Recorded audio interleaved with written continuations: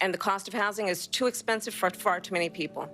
We know that young families need support to raise their children, and I intend on extending a tax cut for those families of $6,000, which is the largest child tax credit that we have given in a long time, so that those young families can afford to buy a crib, buy a car seat, buy clothes for their children. My passion, one of them, is small businesses. My mother raised my sister and me, but there was a woman who helped raise us. We call her our second mother. She was a small business owner. I love our small businesses. My plan is to give a $50,000 tax deduction to start up small businesses, knowing they are part of the backbone of America's economy. My opponent, on the other hand, his plan is to do what he has done before, which is to provide a tax cut for billionaires and big corporations, which will result in $5 trillion to America's deficit. My opponent has a plan that I call the Trump's sales tax, which would be a 20% tax on everyday goods that you rely on to get through the month. Economists have said that Trump sales tax would actually result for middle-class families in about $4,000 more a year because of his policies and his ideas about what should be the backs of middle-class people paying for tax cuts for billionaires. President Trump, I'll give you 2 minutes. First of all, I have no sales tax. That's an incorrect statement. She knows that. We're doing tariffs on other countries. Other countries are going to finally, after 75 years, pay us back for all that we've done for the world. And the tariff will be substantial in some cases. I took in billions and billions of dollars, as you know, from China. In fact, they never took the tariff off because there was so much money they can't. It would totally destroy everything that they've set out to do. They're taking in billions of dollars from China and other places. They've left the tariffs on. When I had it, I had tariffs, and yet I had no inflation. Look, we've had a terrible economy because inflation which is really known as a country buster. It breaks up countries. We have inflation like very few people have ever seen before, probably the worst in our nation's history. We were at 21%, but that's being generous because many things are 50, 60, 70, and 80% higher than they were just a few years ago. This has been a disaster for people, for the middle class, but for every class.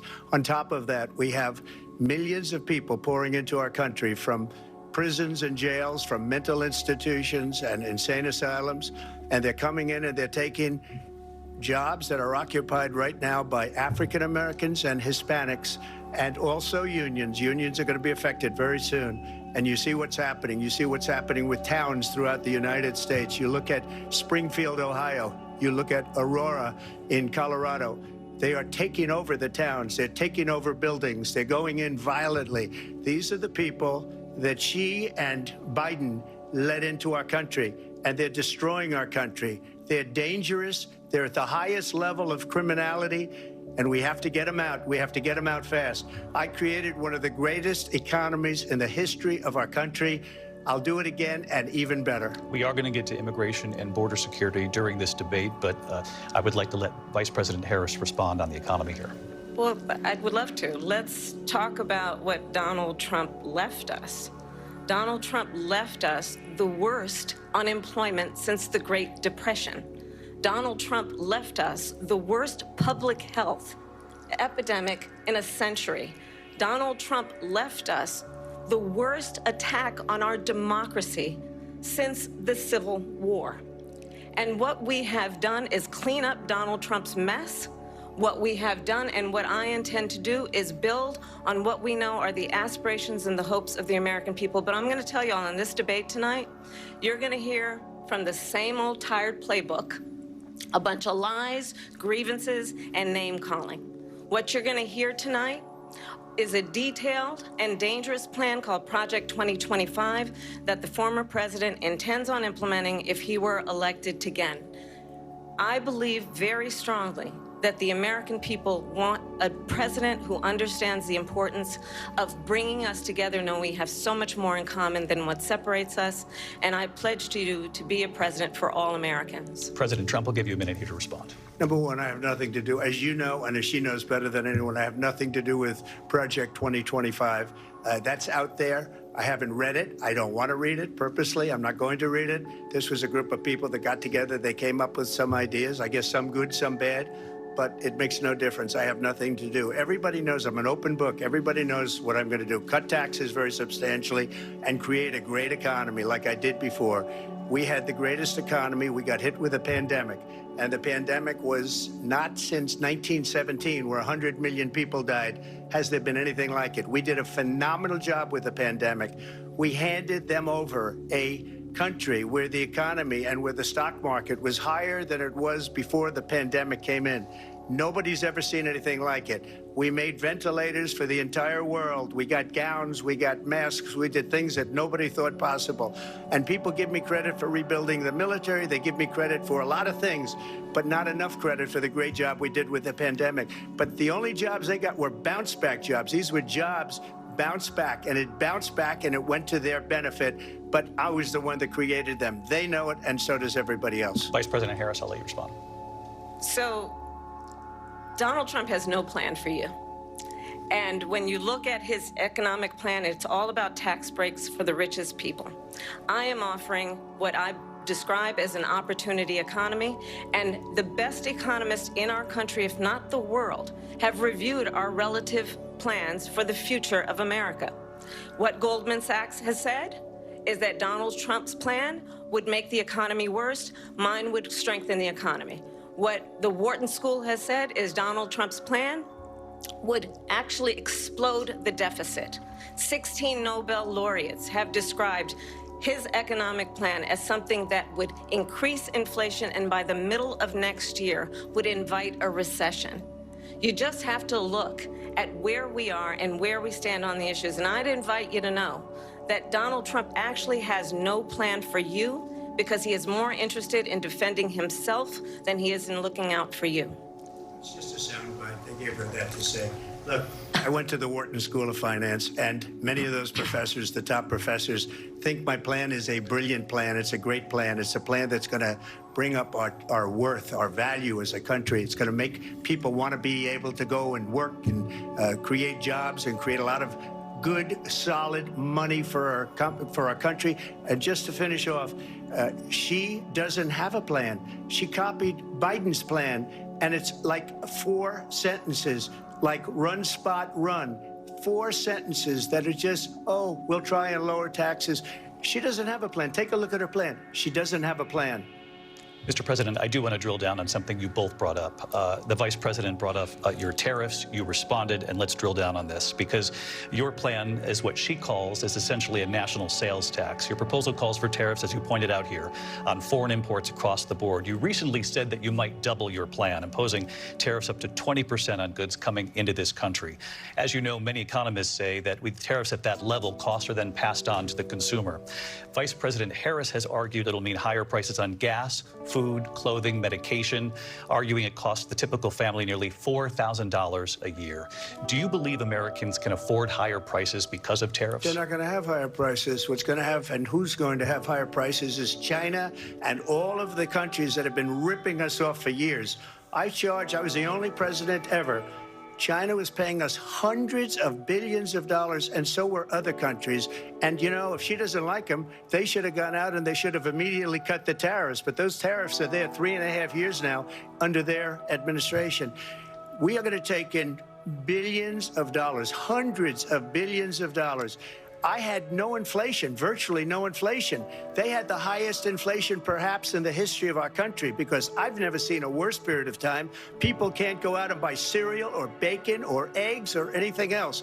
The people of our country are absolutely dying with what they've done. They've destroyed the economy. And all you have to do is look at a poll. The polls say 80 and 85 and even 90% that the Trump economy was great, that their economy was terrible. Vice President Harris, I do want to ask for your response, and you heard what the president said there, because the Biden administration did keep a number of the Trump tariffs in place. So how do you respond?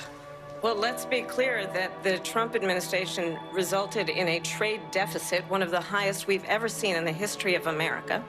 He invited trade wars. You want to talk about his deal with China? What he ended up doing is, under Donald Trump's presidency, he ended up selling American chips to China to help them improve and modernize their military, basically sold us out, when a policy about China should be in making sure the United States of America wins the competition for the 21st century, which means focusing on the details of what that requires, focusing on relationships with our allies, focusing on investing in American-based technology so that we win the race on AI, on quantum computing, focusing on what we need to do to support America's workforce so that we don't end up having, on the short end of the stick, in terms of workers' rights. But what Donald Trump did, let's talk about this, with COVID, is he actually thanked President Xi for what he did during COVID. Look at his tweet. Thank you, President Xi, exclamation point, when we know that Xi was responsible for lacking and not giving us transparency about the origins of COVID. President Trump, I'll let you respond. First of all, they bought their chips from Taiwan. We hardly make chips anymore because of philosophies like they have and policies like they have. I don't say her because she has no policy.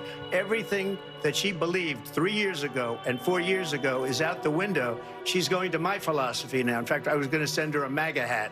She's gone to my philosophy. But if she ever got elected, she'd change it. And it will be the end of our country.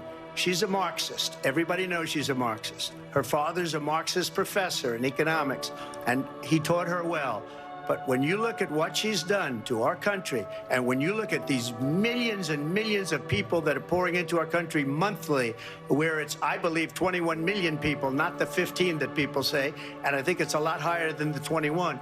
That's bigger than New York State pouring in. And just look at what they're doing to our country. They're criminals. Many of these people coming in are criminals. And that's bad for our economy, too. You know, you mentioned before, we'll talk about immigration later. Well, bad immigration is the worst thing that can happen to our economy. They have, and she has, destroyed our country with policy that's insane. Almost policy that you'd say they have to hate our country. President Trump, thank you. Lindsay? I want to turn to the issue of abortion. President Trump, you've often touted that you were able to kill Roe v. Wade. Last year, you said that you were proud to be the most pro-life president in American history. Then last month, you said that your administration would be great for women and their reproductive rights. In your home state of Florida, you surprised many with regard to your 6-week abortion ban because you initially had said that it was too short. And you said, quote, I'm going to be voting that we need more than 6 weeks. But then the very next day, you reversed course and said you would vote to support the 6-week ban. Vice President Harris says that women shouldn't trust you on the issue of abortion because you've changed your position so many times. Therefore, why should they trust you? Well, the reason I'm doing that vote is because the plan is, as you know, the vote is, they have abortion in the 9th month. They even have, and you can look at the governor of West Virginia, the previous governor of West Virginia, not the current governor, is doing an excellent job, but the governor before, he said the baby will be born and we will decide what to do with the baby. In other words, we'll execute the baby. And that's why I did that, because that predominates, because they're radical. The Democrats are radical in that. And her vice presidential pick, which I think was a horrible pick, by the way, for our country, because he is really out of it. But her vice presidential pick says abortion in the 9th month is absolutely fine. He also says execution after birth. It's execution, no longer abortion, because the baby is born, is okay. And that's not okay with me, hence the vote. But what I did is something for 52 years. They've been trying to get Roe v. Wade into the states. And through the genius and heart and strength of 6 Supreme Court justices, we were able to do that. Now, I believe in the exceptions for rape, incest, and life of the mother. I believe strongly in it. Ronald Reagan did also. 85% of Republicans do. Exceptions, very important. But we were able to get it, and now states are voting on it. And for the first time, you're going to see, look, this is an issue that's torn our country apart for 52 years. Every legal scholar, every Democrat, every Republican, liberal, conservative, they all wanted this issue to be brought back to the states where the people could vote. And that's what happened. Now, Ohio, the vote was somewhat liberal. Kansas, the vote was somewhat liberal, much more liberal than people would have thought. But each individual state is voting. It's the vote of the people now. It's not tied up in the federal government. I did a great service in doing it. It took courage to do it. And the Supreme Court had great courage in doing it. And I give tremendous credit to those 6 justices. There is no state in this country where it is legal to kill a baby after it's born. Madam Vice President, I want to get your response to President Trump. Well, as I said, you're going to hear a bunch of lies, and that's not actually a surprising fact. Let's understand how we got here. Donald Trump hand-selected 3 members of the United States Supreme Court with the intention that they would undo the protections of Roe v. Wade. And they did exactly as he intended. And now in over 20 states, there are Trump abortion bans, which make it criminal for a doctor or nurse to provide health care. In one state, it provides prison for life. Trump abortion bans that make no exception even for rape and incest, which understand what that means. A survivor of a crime of violation to their body does not have the right to make a decision about what happens to their body next. That is immoral. And one does not have to abandon their faith or deeply held beliefs to agree. The government, and Donald Trump certainly, should not be telling a woman what to do with her body. I have talked with women around our country. You want to talk about this is what people wanted? Pregnant women who want to carry a pregnancy to term, suffering from a miscarriage, being denied care in an emergency room because the healthcare providers are afraid they might go to jail, and she's bleeding out in a car in the parking lot. She didn't want that. Her husband didn't want that. A 12 or 13-year-old survivor of incest being forced to carry a pregnancy to term. They don't want that. And I pledge to you, when Congress passes a bill to put back in place the protections of Roe v. Wade, as President of the United States, I will proudly sign it into law. But understand, if Donald Trump were to be reelected, he will sign a national abortion ban. Understand, in his Project 2025, there would be a national abortion, a monitor that would be monitoring your pregnancies, your miscarriages. I think the American people believe that certain freedoms, in particular the freedom to make decisions about one's own body, should not be made by the government. Thank you, Vice President Harris. Well, there she goes again. It's a lie. I'm not signing a ban, and there's no reason to sign a ban, because we've gotten what everybody wanted.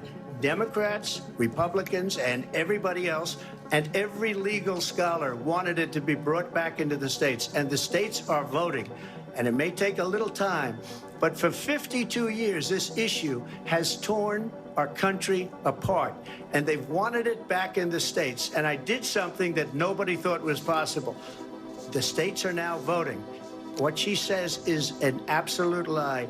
And as far as the abortion ban, no, I'm not in favor of abortion ban, but it doesn't matter, because this issue has now been taken over by the states. Would you veto a national abortion ban if it came to your desk? Well, I won't have to, because again, 2 things. Number one, she said she'll go back to Congress. She'll never get the vote. It's impossible for her to get the vote, especially now with the 50-50 and essentially 50-50 in both Senate and the House. She's not going to get the vote. She can't get the vote. She won't even come close to it. So it's just talk. You know what it reminds me of? When they said they're going to get student loans terminated, and it ended up being a total catastrophe. The student loans, and then her, I think probably her boss, if you call him a boss, he spends all his time on the beach. But look, her boss went out and said, we'll do it again. We'll do it a different way. And he went out, got rejected again by the Supreme Court. So all these students got taunted with this whole thing about this whole idea. And how unfair that would have been, part of the reason they lost, to the millions and millions of people that had to pay off their student loans. They didn't get it for free. But they were saying it's the same way that they talked about that they talk about abortion. But if I could just get a yes or no, because your running mate, J.D. Vance, has said that you would veto it if it did come to your desk. Well, I didn't discuss it with J.D. in all fairness. J.D., and I don't mind if he has a certain view, but I think he was speaking for me, but I really didn't. Look, we don't have to discuss it, because she'd never be able to get it, just like she couldn't get student loans. They couldn't get student loans. They didn't even come close to getting student loans. They taunted young people and a lot of other people that had loans. they can never get this approved. So it doesn't matter what she says about going to Congress. Well, wonderful, let's go to Congress, do it. But the fact is that for years they wanted to get it out of Congress and out of the federal government, and we did something that everybody said couldn't be done. And now you have a vote of the people on abortion. Vice President Harris, I want to give you your time to respond, but I do want to ask, would you support any restrictions on a woman's right to an abortion? I absolutely support reinstating the protections of Roe v. Wade, and as you rightly mentioned, nowhere in America is a woman carrying a pregnancy to term and asking for an abortion. That is not happening. It's insulting to the women of America. And understand what has been happening under Donald Trump's abortion bans. Couples who pray and dream of having a family are being denied IVF treatments. What is happening in our country? Working people, working women who are working 1 or 2 jobs, who can barely afford childcare as it is, have to travel to another state to get on a plane sitting next to strangers to go and get the health care she needs. Barely can afford to do it, and what you are putting her through is unconscionable. And the people of America have not, the majority of Americans believe in a woman's right to make decisions about her own body. And that is why in every state where this issue has been on the ballot, in red and blue states both, the people of America have voted for freedom. Vice President Harris, Excuse me, I have to respond. Another lie. It's another lie. I have been a leader on IVF, which is fertilization. The IVF, I have been a leader. In fact, when they got a very negative decision on IVF from the Alabama courts, I saw the people of Alabama and the legislature 2 days later voted it in. I've been a leader on it. They know that, and everybody else knows it. I have been a leader on fertilization, IVF. And the other thing, you should ask, will she allow abortion in the 8th month, 9th month, 7th month? Come on. Okay, would you do that? Why don't you ask her that question? Why don't you answer the question? Would you because veto? Under Roe v. Wade, Answer the question, would you veto? you could do abortions in the 7th month, the 8th month, the 9th month, not true. and probably after birth. Just look at the former governor of Virginia. The governor of Virginia said, we put the baby aside and then we determine what we want to do with the baby. President Trump, thank you. We're going to turn now to immigration and border security. We know it's an issue that's important to Republicans, Democrats, voters across the board in this country. Vice President Harris, you were tasked by President Biden with getting to the root causes of migration from Central America. We know that illegal border crossings reached a record high in the Biden administration. This past June, President Biden imposed tough new asylum restrictions. We know the numbers since then have dropped significantly. But my question to you tonight is, why did the administration wait until 6 months before the election to act? And would you have done anything differently from President Biden on this? So I'm the only person on this stage who has prosecuted transnational criminal organizations for the trafficking of guns, drugs, and human beings. And let me say that the United States Congress, including some of the most conservative members of the United States Senate, came up with a border security bill which I supported. And that bill would have put 1,500 more border agents on the border to help those folks who are working there right now overtime trying to do their job. It would have allowed us to stem the flow of fentanyl coming into the United States. I know there are so many families watching tonight who have been personally affected by the surge of fentanyl in our country. That bill would have put more resources to allow us to prosecute transnational criminal organizations for trafficking in guns, drugs, and human beings. But you know what happened to that bill? Donald Trump got on the phone, called up some folks in Congress, and said, kill the bill. And you know why? Because he'd prefer to run on a problem instead of fixing a problem. And understand, this comes at a time where the people of our country actually need a leader who engages in solutions, who actually addresses the problems at hand. But what we have in the former president is someone who would prefer to run on a problem instead of fixing a problem. And I'll tell you something, he's going to talk about immigration a lot tonight, even when it's not the subject that is being raised. And I'm going to actually do something really unusual, and I'm going to invite you to attend one of Donald Trump's rallies, because it's a really interesting thing to watch. You will see during the course of his rallies, he talks about fictional characters like Hannibal Lecter, He will talk about windmills cause cancer. And what you will also notice is that people start leaving his rallies early out of exhaustion and boredom. And I will tell you, the one thing you will not hear him talk about is you. You will not hear him talk about your needs, your dreams, and your desires. And I'll tell you, I believe you deserve a president who actually puts you first, and I pledge to you that I will. Vice President Harris, thank you. President Trump, on that point, I want to get your response. Well, I would like to respond. Let me just ask, though, why did you try to kill that bill, and successfully so? That would have put thousands of additional agents and officers on the border. First, let me respond as to the rallies. She said people start leaving. People don't go to her rallies. There's no reason to go. And the people that do go, she's bussing them in and paying them to be there, and then showing them in a different light. So she can't talk about that. People don't leave my rallies. We have the biggest rallies, the most incredible rallies in the history of politics. That's because people want to take their country back. Our country is being lost. We're a failing nation. And it happened 3.5 years ago. And what's going on here, you're going to end up in World War III, just to go into another subject.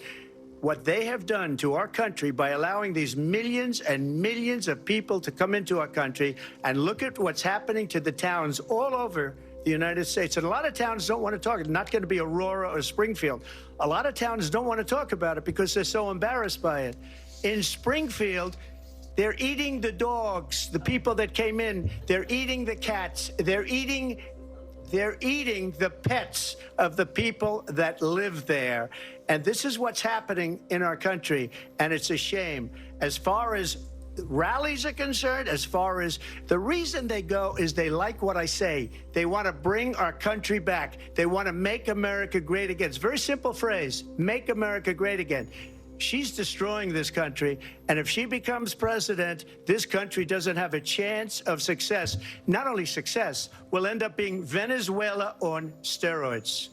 I just want to clarify here. You bring up Springfield, Ohio, and ABC News did reach out to the city manager there. He told us there have been no credible reports of specific claims of pets being harmed, injured, or abused by individuals within the immigrant community. Well, I've seen people on television. Let me just say here, this is the people on television say my dog was taken and used for food. So maybe he said that, and maybe that's a good thing to say for a city manager. I'm not taking this from but television. But the people on television saying their dog was eaten by the people that went there. Again, the Springfield city manager says there's no evidence of that. Vice President Harris, out. I'll let you respond to the rest of what you've heard. You talk about extreme. This is, I think, one of the reasons why in this election, I actually have the endorsement of 200 Republicans who have formerly worked with President Bush, Mitt Romney, and John McCain, including the endorsement of former Vice President Dick Cheney and Congress member Liz Cheney. And if you want to really know the inside track on who the former president is, if he didn't make it clear already, just ask people who have worked with him. His former chief of staff, a 4-star general, has said he has contempt for the Constitution of the United States. His former national security advisor has said he is dangerous and unfit. His former Secretary of Defense has said the nation, the Republic, would never survive another Trump term. And when we listen to this kind of rhetoric, when the issues that affect the American people are not being addressed, I think the choice is clear in this election. President Trump, I'll give you a quick minute to respond here. Thank you, because when I hear that, see, I'm a different kind of a person. I fired most of those people. Not so graciously. They did bad things or a bad job. I fired them. They never fired one person. They didn't fire anybody having to do with Afghanistan. Esper, he was no good. I fired him, so he writes a book. Another one writes a book, because with me, they can write books. With nobody else can they. But they have done such a poor job, and they never fire anybody. Look at the economy. Look at the inflation. They didn't fire any of their economists. They have the same people. That's a good way not to have books written about you. But just to finish, I got more votes than any Republican in history by far. In fact, I got more votes than any president, sitting president, in history by far. Let me continue on immigration. It was what you wanted to talk about earlier, so let's get back to your deportation proposal that the vice president has reacted to as well. President Trump, you call this the largest domestic deportation operation in the history of our country. You say you would use the National Guard. You say if things get out of control, you'd have no problem using the U.S. military. Police, yes. You also said you would use local police. How would you deport 11 million undocumented immigrants? I know you believe that number is much higher. Take us through this. What does this look like? Will authorities be going door to door in this country? Yeah, it is much higher because of them. They allowed criminals, many millions of criminals. They allowed terrorists. They allowed common street criminals. They allowed people to come in, drug dealers, to come into our country, and they're now in the United States and told by their countries like Venezuela, don't ever come back or we're going to kill you. Do you know that crime in Venezuela and crime in countries all over the world is way down? You know why? Because they've taken their criminals off the street and they've given them to her to put into our country. And this will be one of the greatest mistakes in history for them to allow. And I think they probably did it because they think they're going to get votes, but it's not worth it because they're destroying the fabric of our country by what they've done. There's never been anything done like this at all. They've destroyed the fabric of our country. Millions of people let in, and all over the world, crime is down all over the world except here. Crime here is up and through the roof. Despite their fraudulent statements that they made, crime in this country is through the roof. And we have a new form of crime. It's called migrant crime, and it's happening at levels that nobody thought possible. President Trump, as you know, the FBI says overall violent crime is actually coming down in this country. But Vice Excuse me, President the Harris, FBI they were defrauding statements. They didn't include the worst cities. They didn't include the cities with the worst crime. It was a fraud, just like their number of 818,000 jobs that they... Let's be clear where each person stands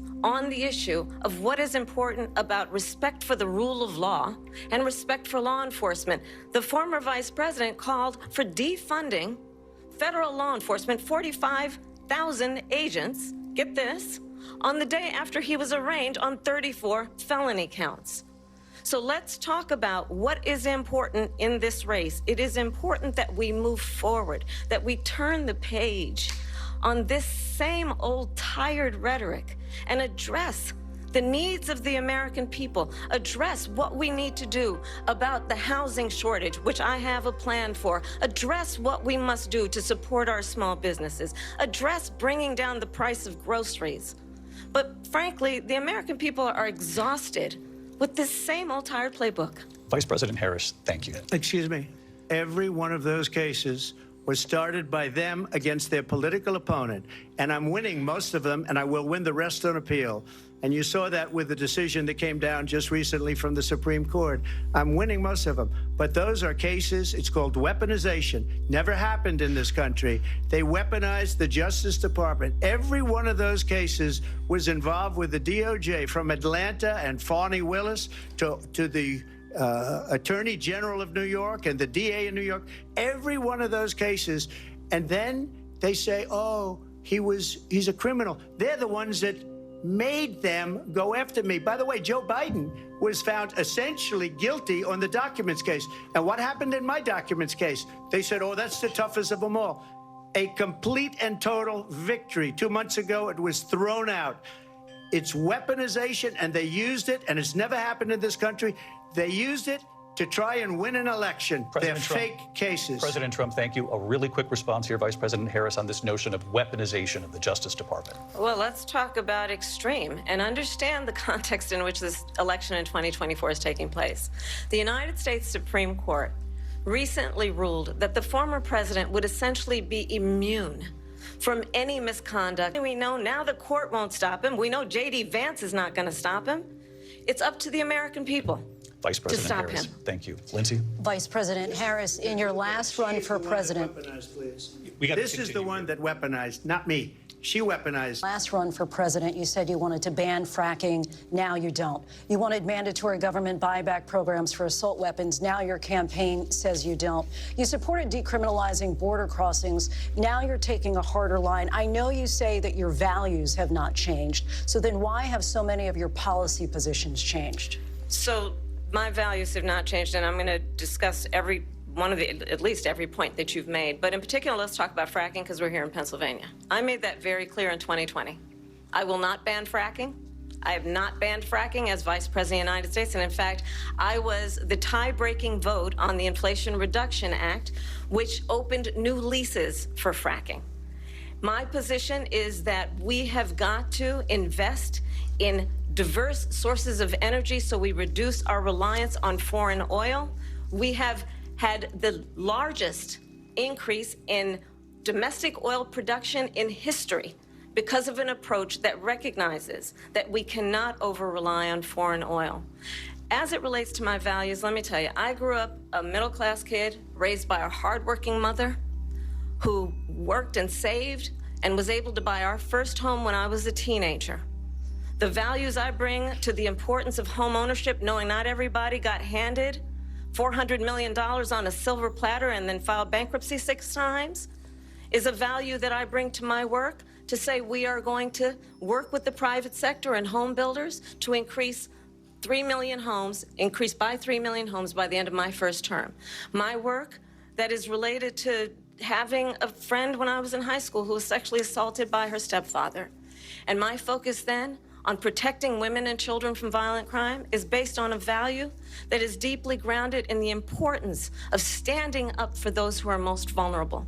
My work that is about protecting Social Security and Medicare is based on long-standing work that I have done, protecting seniors from scams. My values have not changed. And what is important is that there is a president who actually brings values and a perspective that is about lifting people up and not beating people down and name-calling. The true measure of the leader is the leader who actually understands the strength is not in beating people down, it's in lifting people up. I intend to be that president. President Trump, your response? First of all, I wasn't given $400 million. I wish I was. My father was a Brooklyn builder, Brooklyn, Queens, and a great father, and I learned a lot from him. But I was given a fraction of that, a tiny fraction, and I built it into many, many billions of dollars, many, many billions. And when people see it, they are even surprised. So we don't have to talk about that. Fracking, she's been against it for 12 years. Defund the police, she's been against that forever. She gave all that stuff up very wrongly, very horribly, and everybody's laughing at it, okay? They're all laughing at it. She gave up at least 12 and probably 14 or 15 different policies. Like, she was big on defund the police. In Minnesota, she went out, wait a minute, I'm talking now, if you don't mind, please. Does that sound familiar? She went out in Minnesota and wanted to let criminals that killed people, that burned down Minneapolis, she went out and raised money to get them out of jail. She did things that nobody would ever think of. Now she wants to do transgender operations on illegal aliens that are in prison. This is a radical left liberal that would do this. She wants to confiscate your guns, and she will never allow fracking in Pennsylvania. If she won the election, fracking in Pennsylvania will end on day one. Just to finish, one thing so important in my opinion. So I got the oil business going like nobody has ever done before. When they took over, they got rid of it, started getting rid of it, and the prices were going up the roof. They immediately let these guys go to where they were. I would have been 5 times, 4 times, 5 times higher, because you're talking about 3.5 years ago. They got it up to where I was because they had no choice, because the prices of energy were quadrupling and doubling. You saw what happened to gasoline. So they said, let's go back to Trump. But if she won the election, the day after that election, they'll go back to destroying our country, and oil will be dead, fossil fuel will be dead, we'll go back to windmills, and we'll go back to solar, where they need a whole desert to get some energy to come out of it. You ever see a solar plant? By the way, I'm a big fan of solar, but they take 400, 500 acres of desert President soil. Trump, we have a These lot are of not good issues things that we for the have to get environment, to. as We're she out of time. understands. Thank you. Lindsay, thank you. We have an election in just 56 days. And I want to talk about the peaceful transfer of power, which, of course, we all know is a cornerstone of our democracy, and the role of a president in a moment of crisis. Mr. President, on January 6th, you told your supporters to march to the Capitol. You said you would be right there with them. The country and the world saw what played out at the Capitol that day, the officers coming under attack. Aides in the West Wing say you watched it unfold on television off the Oval Office. You did send out tweets, but it was more than 2 hours before you sent out that video message telling your supporters to go home. Is there anything you regret about what you did on that day? You just said a thing that isn't covered. Peacefully and patriotically, I said during my speech, not later on. Peacefully and patriotically. And nobody on the other side was killed. Ashley Babbitt was shot by an out-of-control police officer that should have never, ever shot her. It's a disgrace. But we didn't do this group of people that have been treated so badly. I ask, what about all the people that are pouring into our country and killing people that she allowed to pour in? She was the border czar, remember that. She was the border czar. She doesn't want to be called the border czar because she's embarrassed by the border. In fact, she said at the beginning, oh, I'm surprised you're not talking about the border yet. That's because she knows what a bad job they've done. What about those people? When are they going to be prosecuted? When are these people from countries all over the world, not just South America, they're coming in from all over the world, David, all over the world, and crime rates are down all over the world because of it. But let me just when ask are those, David, when are those people going to be prosecuted? When are the people that burned down Minneapolis going to be prosecuted? Or in Seattle, they went into Seattle, they took over a big percentage of the city of Seattle. When are those people going to be prosecuted? But let me just ask you. You might ask her that question. You were the president. You were watching it unfold on television. It's a very simple question as we move forward toward another election. Is there anything you regret about what you did on that day? Yes or no? I had nothing to do with that other than they asked me to make a speech. I showed up for a speech. I said, I think it's going to be big. I went to Nancy Pelosi and the mayor of Washington, D.C., and the mayor put it back in writing, as you know. I said, you know, this is going to be a very big rally or whatever you want to call it. And again, it wasn't done by me. It was done by others. I said, I'd like to give you 10,000 National Guard or soldiers. They rejected me. Nancy Pelosi rejected me. It was just 2 weeks ago. Her daughter has a tape of her saying she is fully responsible for what happened. They want to get rid of that tape. It would have never happened if Nancy Pelosi and the mayor of Washington did their jobs. I wasn't responsible for security. Nancy Pelosi was responsible. She didn't do her job. The question was about you as president, not about former Speaker Pelosi, but I do want Vice President Harris to respond here. I was at the Capitol on January 6th. I was the vice president-elect. I was also an acting senator. I was there. And on that day, the President of the United States incited a violent mob to attack our nation's capital, to desecrate our nation's capital. On that day, 140 law enforcement officers were injured, and some died. And understand, the former president has been indicted and impeached for exactly that reason. But this is not an isolated situation. Let's remember Charlottesville, where there was a mob of people carrying tiki torches, spewing anti-Semitic hate. And what did the president then at the time say? There were fine people on each side. Let's remember that when it came to the Proud Boys, a militia, the president said, the former president said, stand back and stand by. So for everyone watching who remembers what January 6th was, I say, we don't have to go back. Let's not go back. We're not going back. It's time to turn the page.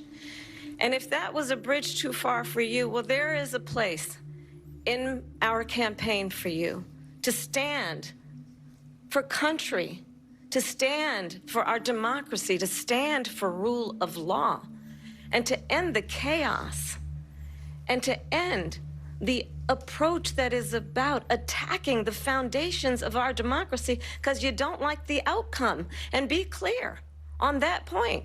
Donald Trump, the candidate, has said in this election there will be a bloodbath if this and the outcome of this election is not to his liking. Let's turn the page on this. Let's not go back. Let's chart a course for the future and not go backwards to the past. Let me just follow up here. It was a different term, and it was a term that related to energy because they have destroyed our energy business. That was where bloodbath was. Also, on Charlottesville, that story has been, as you would say, debunked. Laura Ingraham, Sean Hannity, Jesse, all of these people, they covered it. If they go an extra sentence, they will see it was perfect. It was debunked in almost every newspaper, but they still bring it up, just like they bring 2025 up. They bring all of this stuff up. I ask you this, you talk about the Capitol. Why are we allowing these millions of people to come through on the southern border? How come she's not doing anything? And I'll tell you what I would do, and I would be very proud to do it.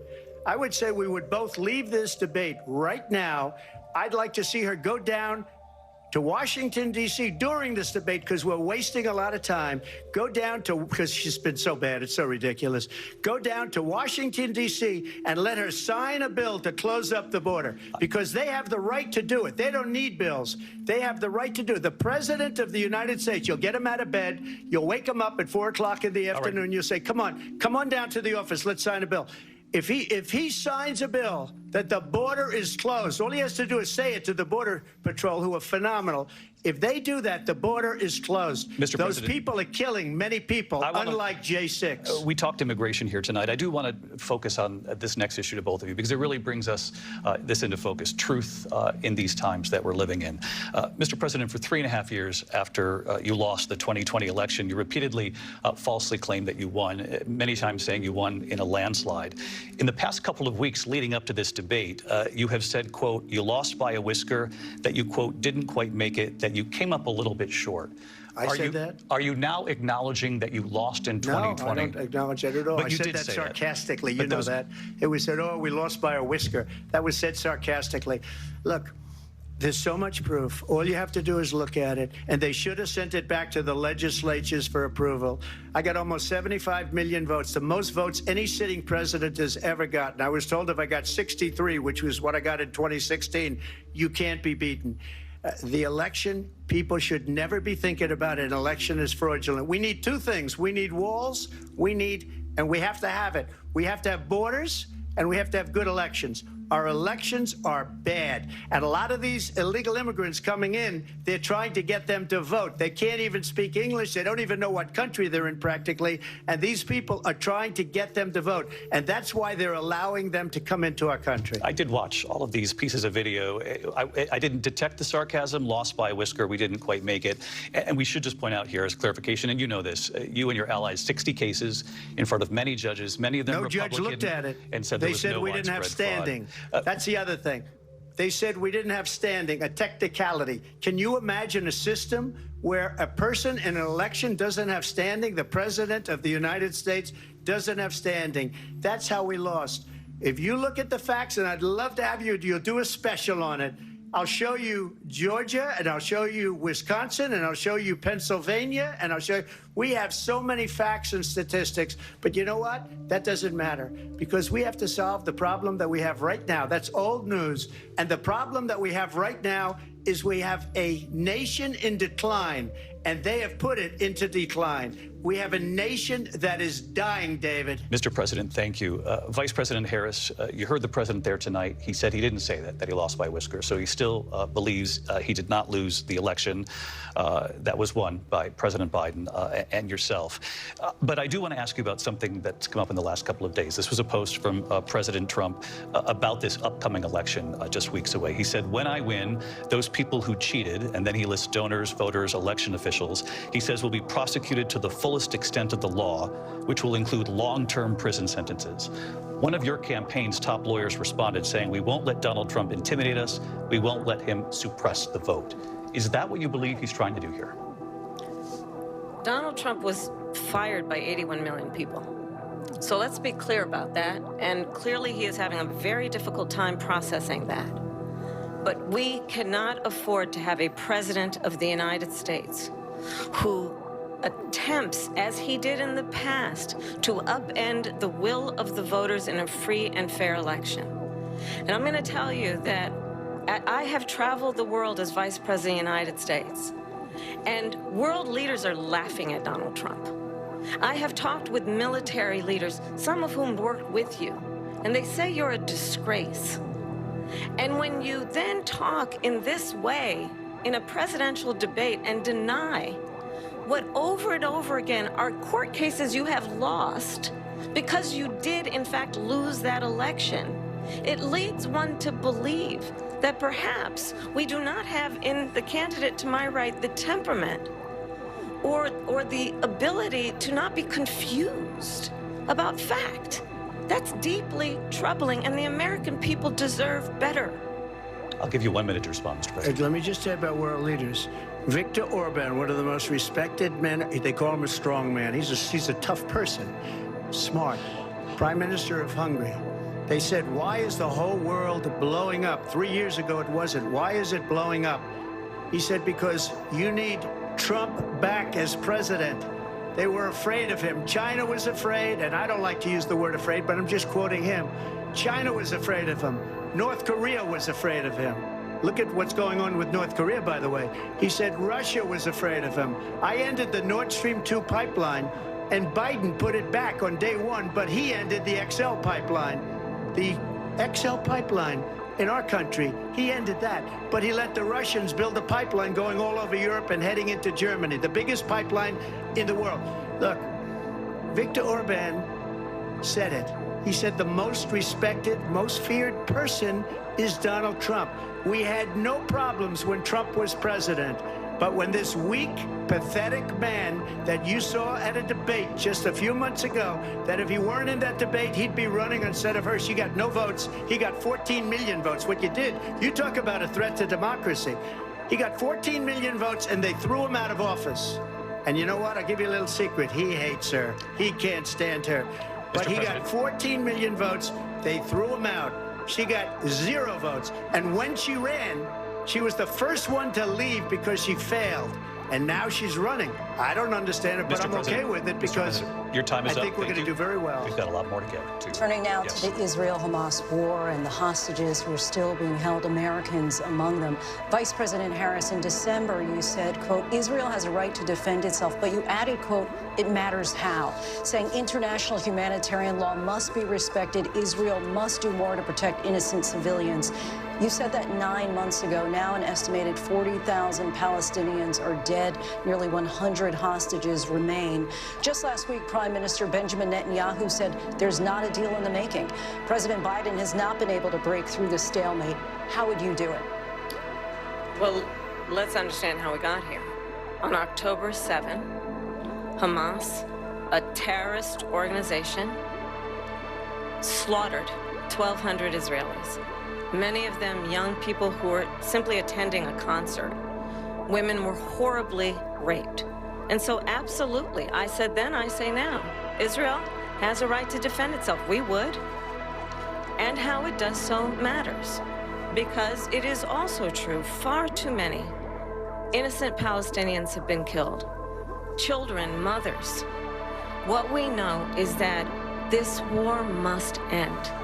It must end immediately, and the way it will end is we need a ceasefire deal and we need the hostages out. And so we will continue to work around the clock on that. Work around the clock, also understanding that we must chart a course for a two-state solution. And in that solution, there must be security for the Israeli people and Israel, and in equal measure for the Palestinians. But the one thing I will assure you always, I will always give Israel the ability to defend itself, in particular as it relates to Iran and any threat that Iran and its proxies pose to Israel. But we must have a two-state solution where we can rebuild Gaza, where the Palestinians have security, self-determination, and the dignity they so rightly deserve. President Trump, how would you negotiate with Netanyahu and also Hamas in order to get the hostages out and prevent the killing of more innocent civilians in Gaza? If I were president, it would have never started. If I were president, Russia would have never, ever, I know Putin very well, he would have never, and there was no threat of it either, by the way, for 4 years, have gone into Ukraine and killed millions of people when you add it up, far worse than people understand what's going on over there. But when she mentions about Israel, all of a sudden, She hates Israel. She wouldn't even meet with Netanyahu when he went to Congress to make a very important speech. She refused to be there because she was at a sorority party of hers. She wanted to go to the sorority party. She hates Israel. If she's president, I believe that Israel will not exist within 2 years from now. And I've been pretty good at predictions, and I hope I'm wrong about that one. She hates Israel. At the same time, in her own way, she hates the Arab population because the whole place is going to get blown up. Arabs, Jewish people, Israel will be gone. It would have never happened. Iran was broke under Donald Trump. Now Iran has $300 billion because they took off all the sanctions that I had. Iran had no money for Hamas or Hezbollah or any of the 28 different spheres of terror. And they are spheres of terror, horrible terror. They had no money. It was a big story, and you know it. You covered it very well, actually. They had no money for terror. They were broke. Now they're a rich nation, and now what they're doing is they're spreading that money around. Look at what's happening with the Houthis and letters with Kim Jong-un, and it is absolutely well known that these dictators and autocrats are rooting for you to be president again because they're so clear.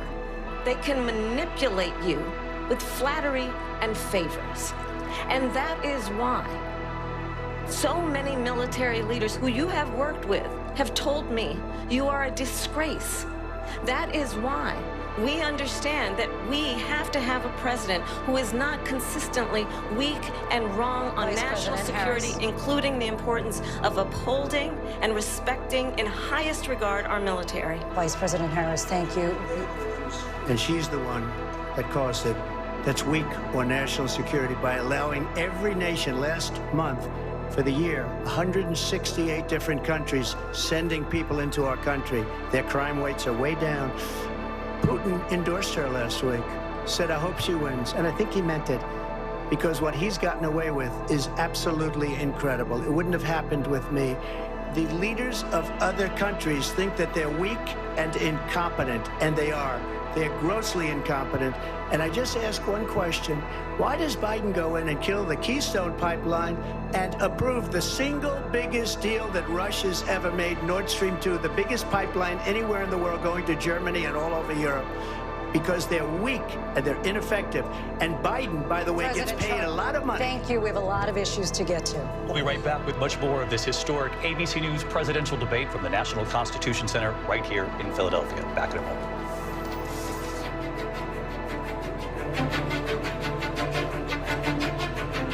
The ABC News presidential debate will continue after this.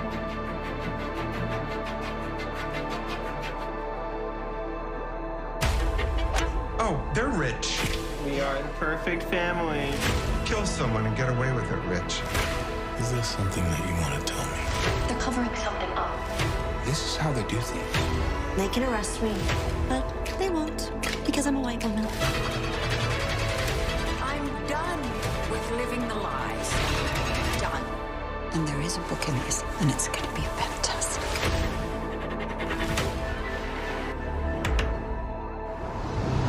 This whale is unaware it's being exploited for financial advertising. Look at this silly little sailboat. These men of means with their silver spoons eating up the financial favors of the 1%. What would become of them when they discover Robinhood Gold allows others to earn their very liberal rates on idle cash and unlimited deposit bonuses? They would descend into chaos.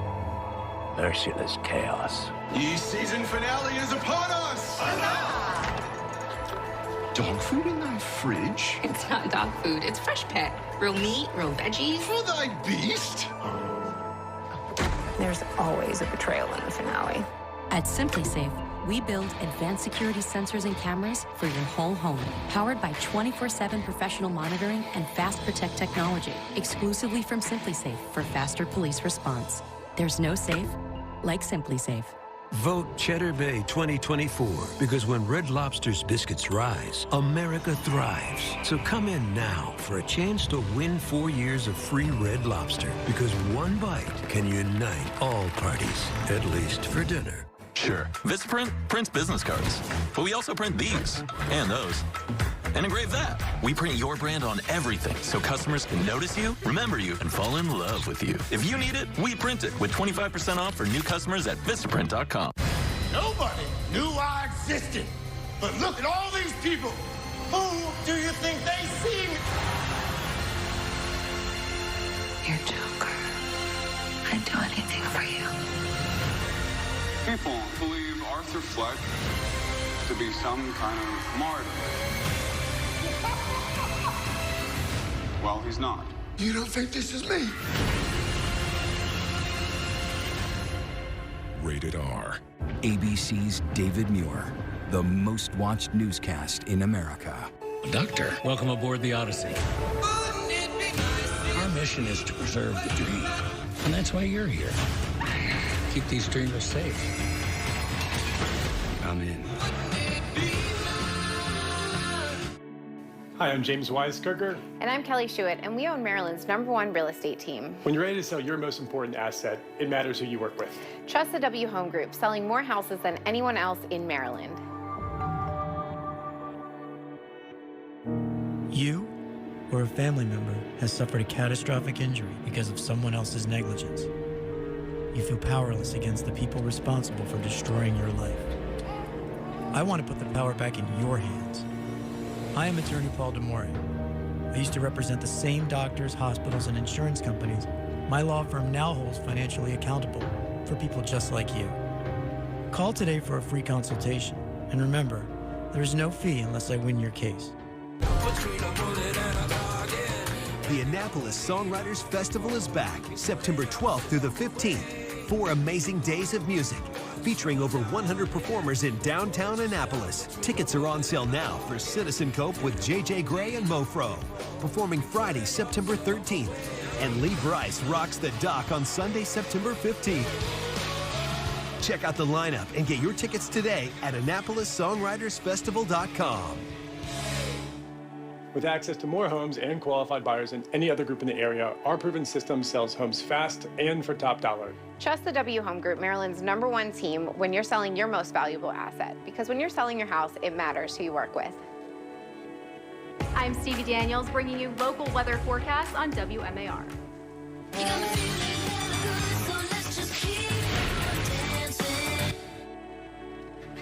Live from the National Constitution Center in Philadelphia, Pennsylvania. Here again, David Muir and Lindsay Davis. Welcome back to this historic ABC News presidential debate tonight. We're going to continue here, and I want to turn to the war in Ukraine. We're now 2.5 years into this conflict. Mr. President, it has been the position of the Biden administration that we must defend Ukraine from Russia, from Vladimir Putin, to defend their sovereignty, their democracy, that it's in America's best interest to do so, arguing that if Putin wins, he may be emboldened to move even further into other countries. You have said you would solve this war in 24 hours. You said so just before the break tonight. How exactly would you do that? And I want to ask you a very simple question tonight. Do you want Ukraine to win this war? I want the war to stop. I want to save lives that are being uselessly, people being killed by the millions. It's the millions. It's so much worse than the numbers that you're getting, which are fake numbers. Look, we're in for 250 billion or more because they don't ask Europe, which is a much bigger beneficiary to getting this thing done than we are. They're in for $150 billion less because Biden and you don't have the courage to ask Europe like I did with NATO.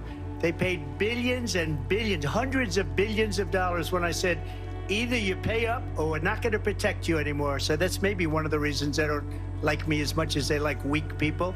But you take a look at what's happening.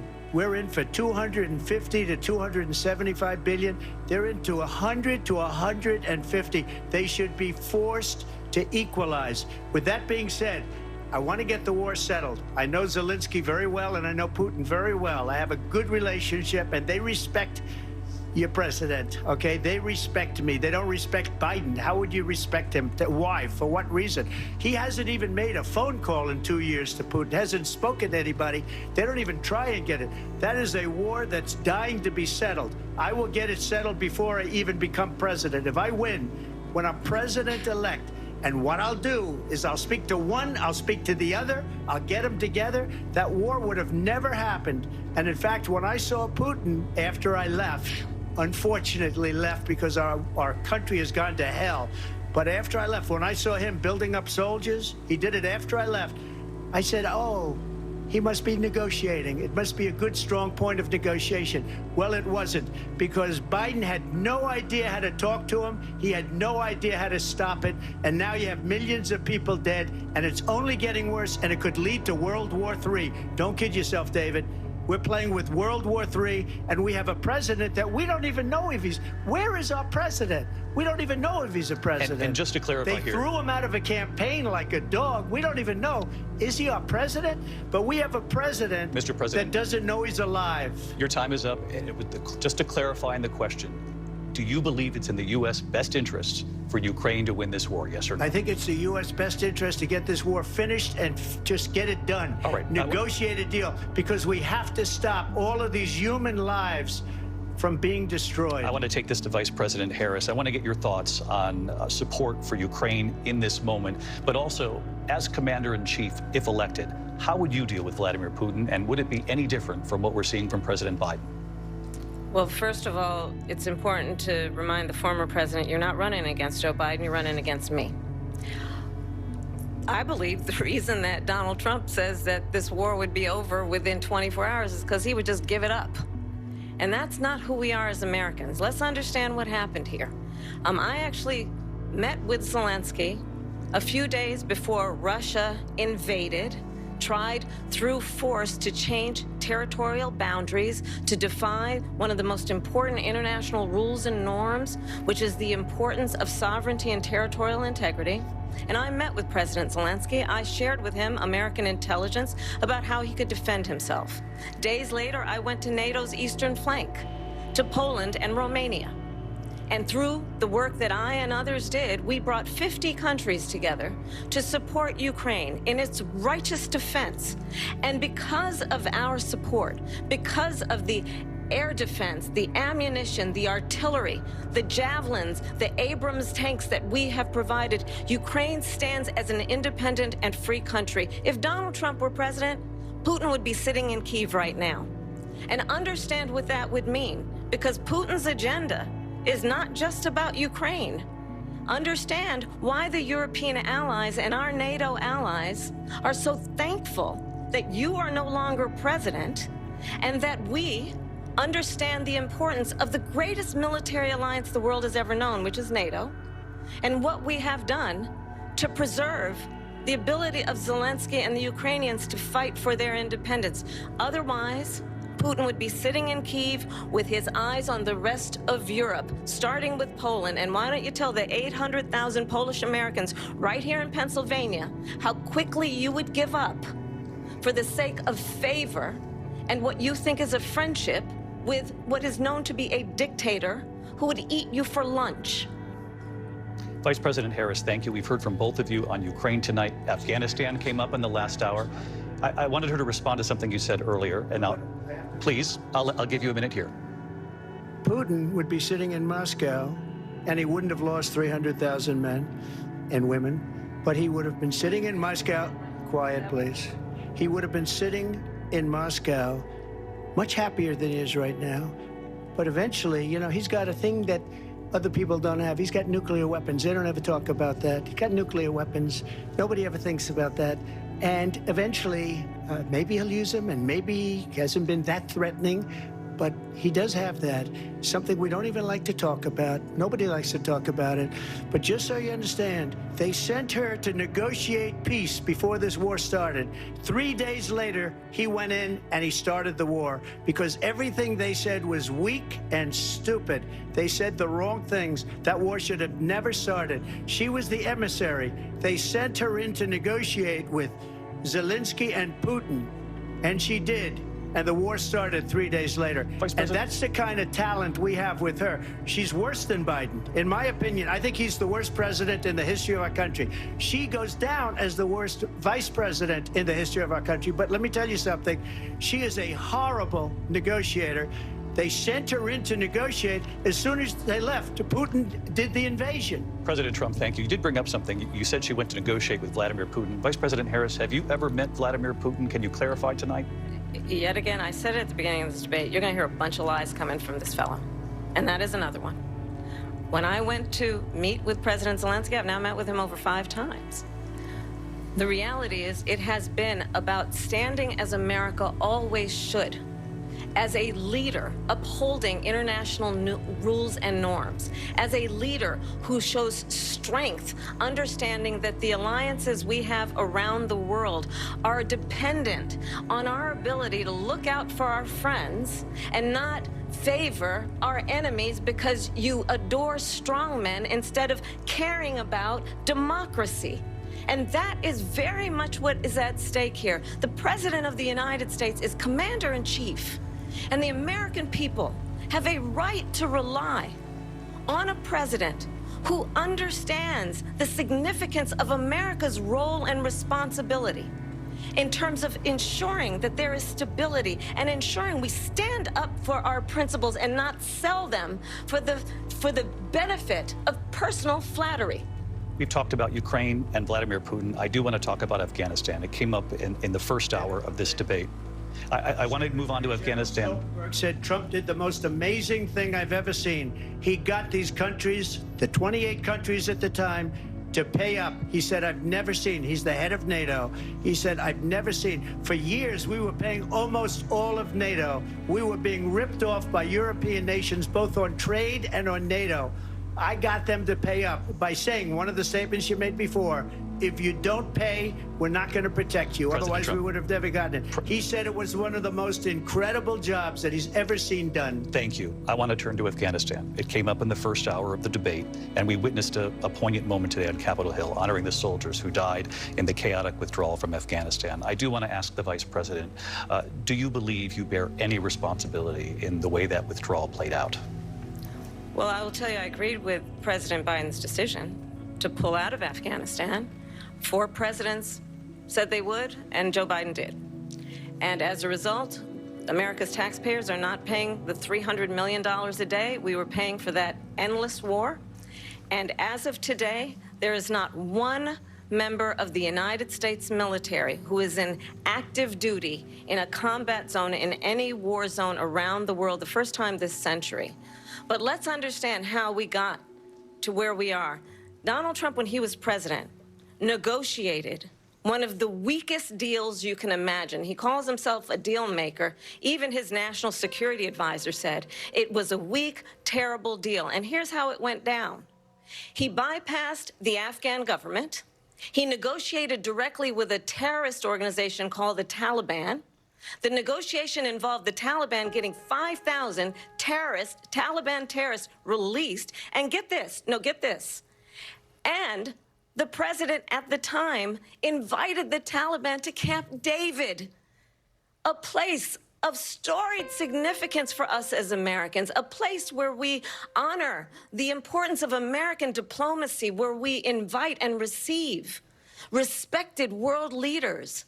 And this former president, as president, invited them to Camp David because he does not, again, appreciate the role and responsibility of the President of the United States to be Commander-in-Chief with a level of respect. And this gets back to the point of how he has consistently disparaged and demeaned members of our military, fallen soldiers, and the work that we must do to uphold the strength and the respect of the United States of America around the world. Vice President Harris, thank you. President Trump, your response to her saying that you began the negotiations with the Taliban. So, if you take a look at that period of time, the Taliban was killing our soldiers, a lot of them, with snipers. And I got involved with the Taliban because the Taliban was doing the killing. That's the fighting force within Afghanistan. They don't bother doing that because, you know, they deal with the wrong people all the time. But I got involved. And Abdul is the head of the Taliban. He is still the head of the Taliban. And I told Abdul, don't do it anymore. You do it anymore, you're going to have problems. And he said, why do you send me a picture of my house? I said, you're going to have to figure that out, Abdul. And for 18 months, we had nobody killed. We did have an agreement negotiated by Mike Pompeo. It was a very good agreement. The reason it was good, we were getting out. We would have been out faster than them, but we wouldn't have lost the soldiers. We wouldn't have left many Americans behind, and we wouldn't have left $85 billion worth of brand new, beautiful military equipment behind. And just to finish, they blew it. The agreement said you have to do this, and they didn't do it. They didn't do it. The agreement was terminated by us because they didn't do what they were supposed to do. I want to move on. And these people did the worst withdrawal and, in my opinion, the most embarrassing moment in the history of our country. And by the way, that's why Russia attacked Ukraine, because they saw how incompetent she and her boss are. President Trump, thank you. I want to move on now to race and politics in this country. Mr. President, you recently said of Vice President Harris, quote, I didn't know she was black until a number of years ago when she happened to turn black, and now she wants to be known as black. I want to ask a bigger picture question here tonight. Why do you believe it's appropriate to weigh in on the racial identity of your opponent? I don't, and I don't care. I don't care what she is. I don't care. You make a big deal out of something, I couldn't care less. Whatever she wants to be is okay with me. But those were your words, so I'm asking. I don't know. I mean, all I can say is I read where she was not black, that she put out, and I'll say that. And then I read that she was black, and that's okay. Either one was okay with me. That's up to her. That's up to her. Vice President Harris, your thoughts on this? I think it's, I mean, honestly, I think it's a tragedy that we have someone who wants to be president who has consistently, over the course of his career, attempted to use race to divide the American people. You know, I do believe that the vast majority of us know that we have so much more in common than what separates us, and we don't want this kind of approach that is just constantly trying to divide us, and especially by race. And let's remember how Donald Trump started. He was land, he owned buildings, and he was investigated because he refused to rent property to black families. Let's remember, this is the same individual who took out a full-page ad in the New York Times calling for the execution of 5 young black and Latino boys who were innocent, the Central Park 5. Took out a full-page ad calling for their execution. This is the same individual who spread birther lies about the first black president of the United States. And I think the American people want better than that, want better than this, want someone who understands, as I do, I travel our country. We see in each other a friend. We see in each other a neighbor. We don't want a leader who is constantly trying to have Americans point their fingers at each other. I meet with people all the time who tell me, can we please just have discourse about how we're going to invest in the aspirations and the ambitions and the dreams of the American people?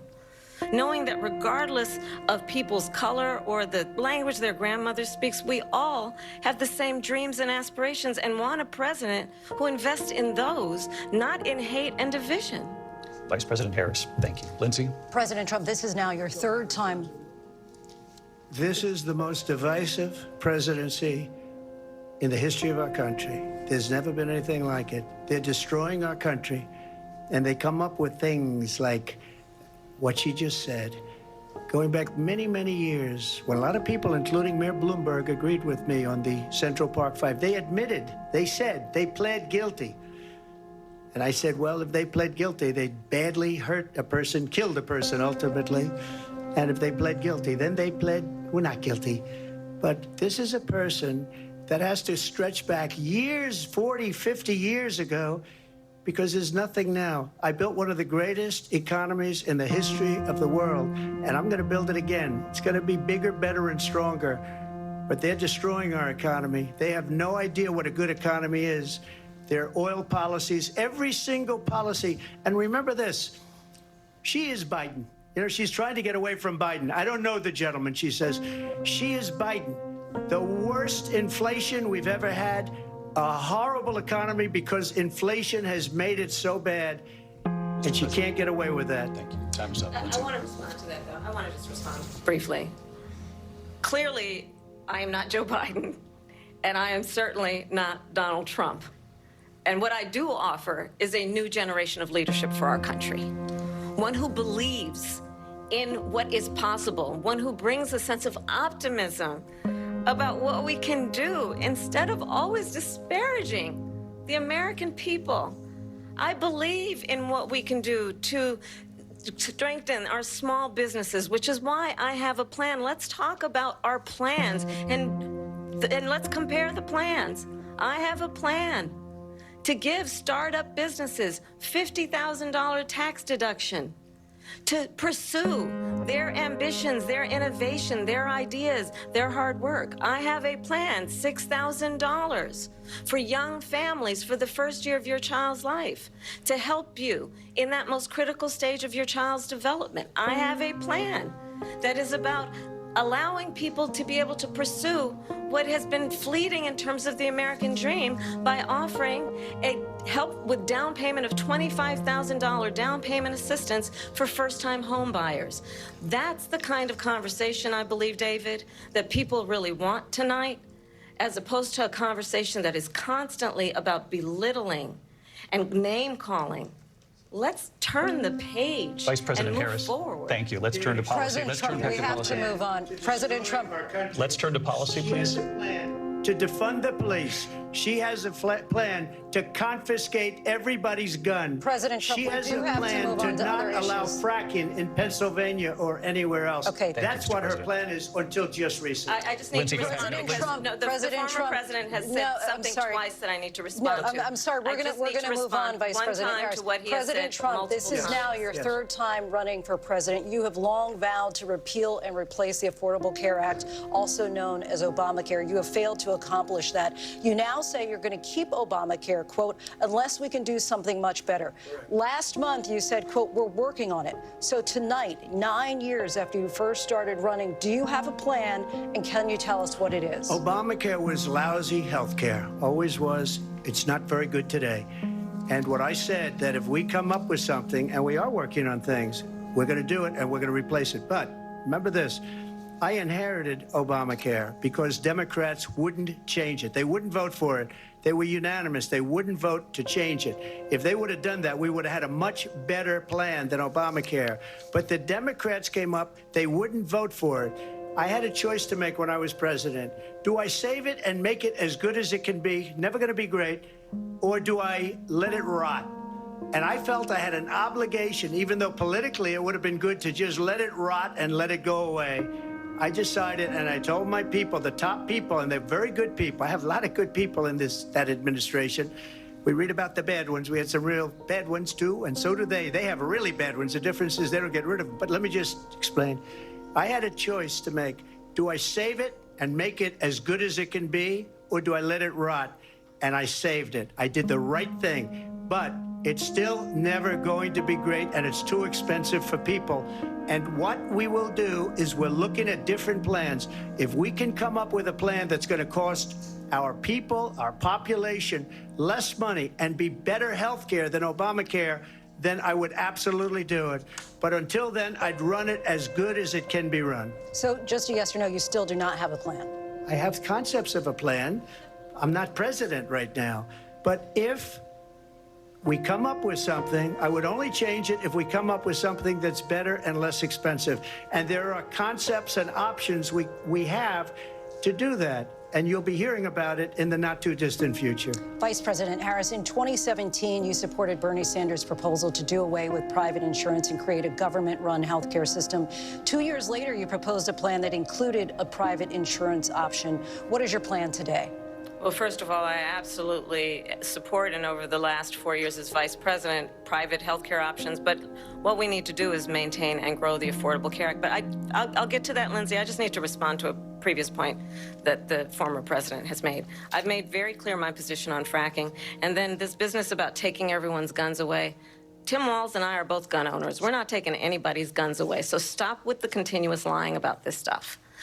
As it relates to the Affordable Care Act, understand, just look at the history to know where people stand.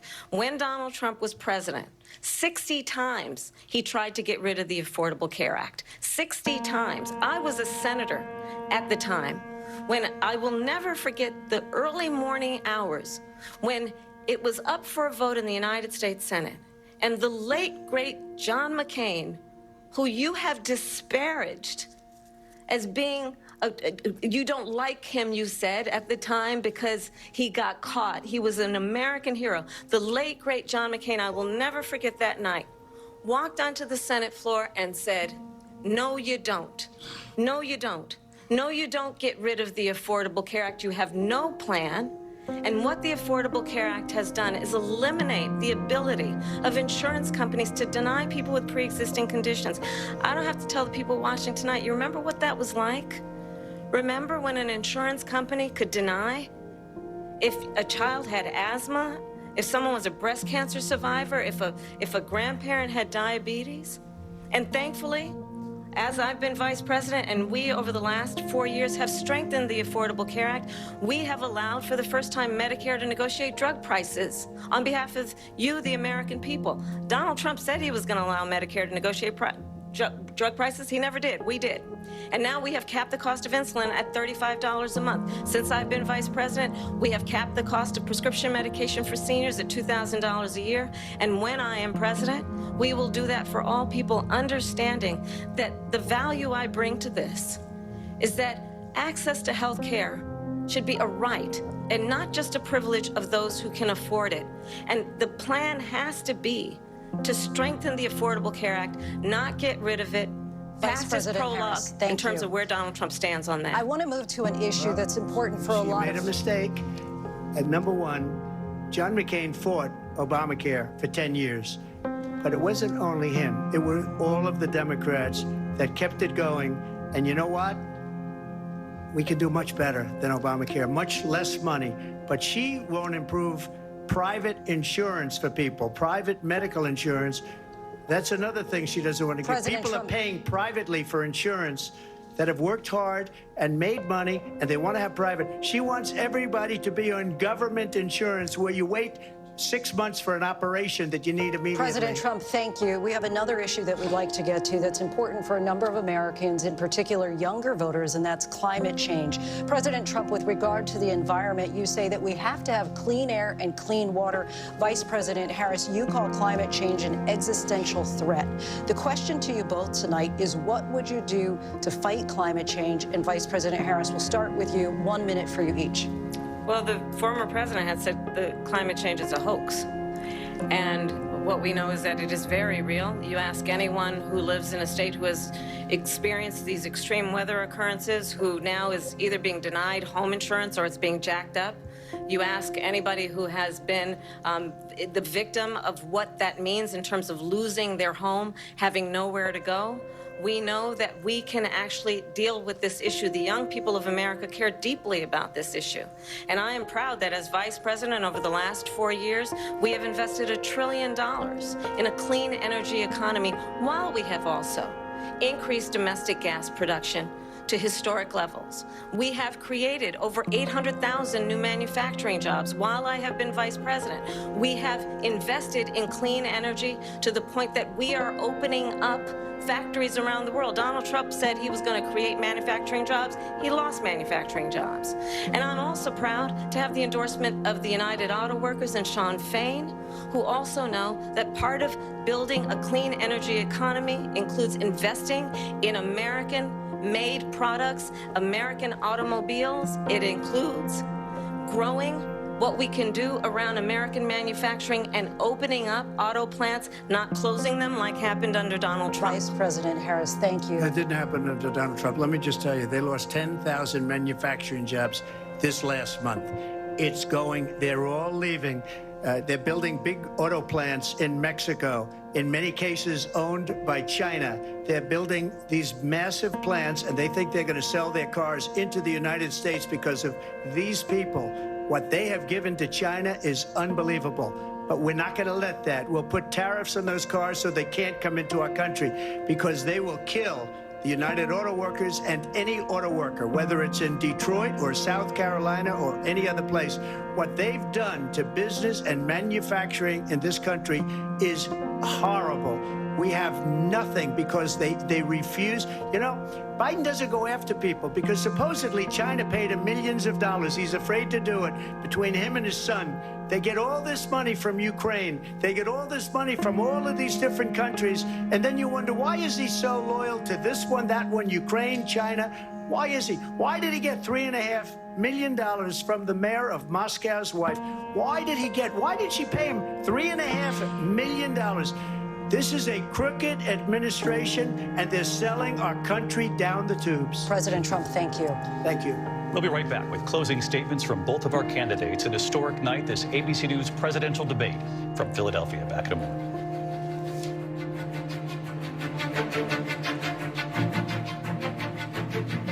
The ABC News presidential debate will continue after this. To the future of our family, I will build a city that people can dream about. Megalopolis. That man is a megalomaniac. What is it like being rich? It can scare people. Out all, you're gonna have to prove yourself. We are going up and they are going down. We are taking our city back. The alligators have the right idea. They eat the young. Megalopolis. Rated R. September 27th. Sail through the heart of historic cities and unforgettable scenery with Viking. Unpack once and get closer to iconic landmarks, local life, and cultural treasures.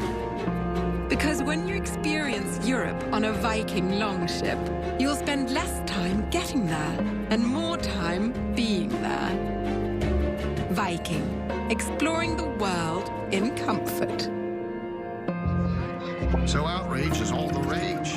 Angst, our new national pastime. Just a thought from out here in Johnsonville. What if instead of keeping it angsty, we all keep it juicy? Oh yeah. Hey, turn down the temperature just for a bit and let all of our flavor flags fly. Why not? Hey, imagine what starts feeding us again. Not the bots, but the brats. Hey, here's to us. When we keep it juicy. Jump to the jam.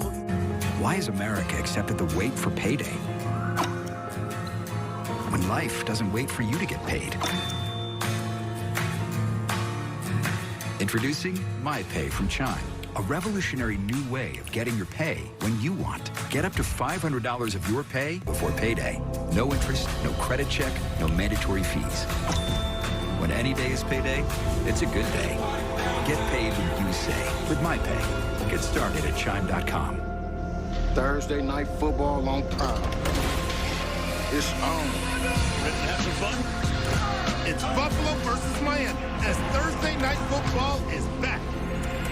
AFC East division rivals battle it out in a high-powered offensive showdown you won't want to miss. It's Josh Allen and the Bills versus Tua and the Dolphins. Stream Thursday night football only on Prime. Tonight, all eyes are on Kamala Harris and Donald Trump. And first thing tomorrow on GMA, real-time reaction from across the country, inside the campaigns, and behind the scenes at the ABC debate. Will there be a clear winner? Good Morning America tomorrow. I'm not scared anymore. I'm ready for the journey to begin.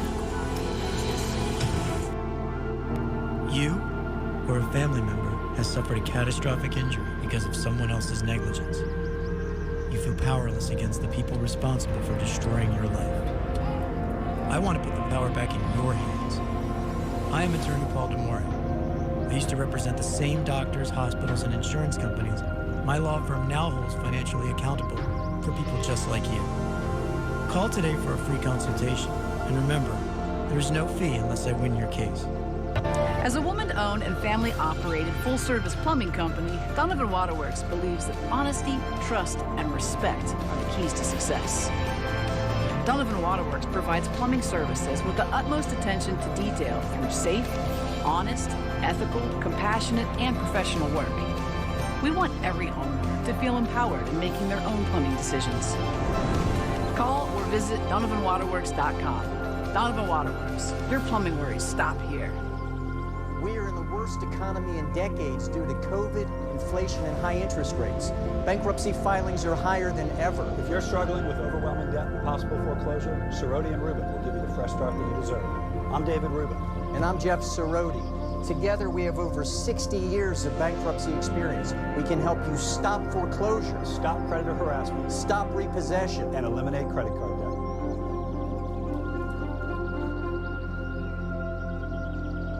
Watch Good Morning Maryland. Weekdays from 4:30 to 7 a.m. Get Kimmel's take on the debate with Jane Fonda and George Conway. New tonight on ABC. Live from the National Constitution Center in Philadelphia, Pennsylvania. Here again, David Muir and Lindsay Davis. Welcome back tonight. The time has come for closing statements, and Vice President Harris, we begin with you. So I think you've heard tonight two very different visions for our country. One that is focused on the future, and the other that is focused on the past, and an attempt to take us backward. But we're not going back.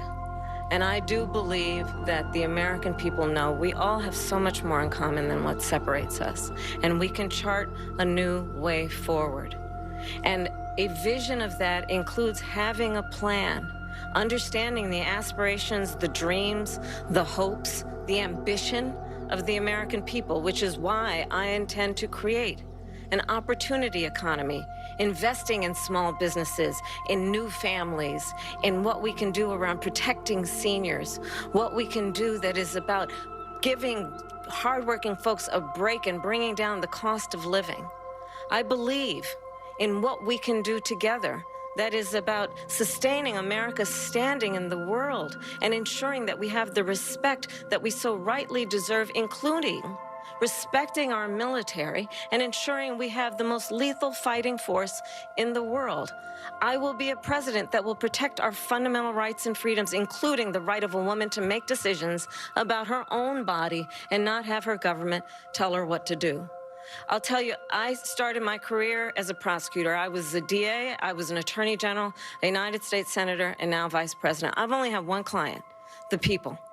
And I'll tell you, as a prosecutor, I never asked a victim or a witness, are you a Republican or a Democrat? The only thing I ever asked them, are you okay?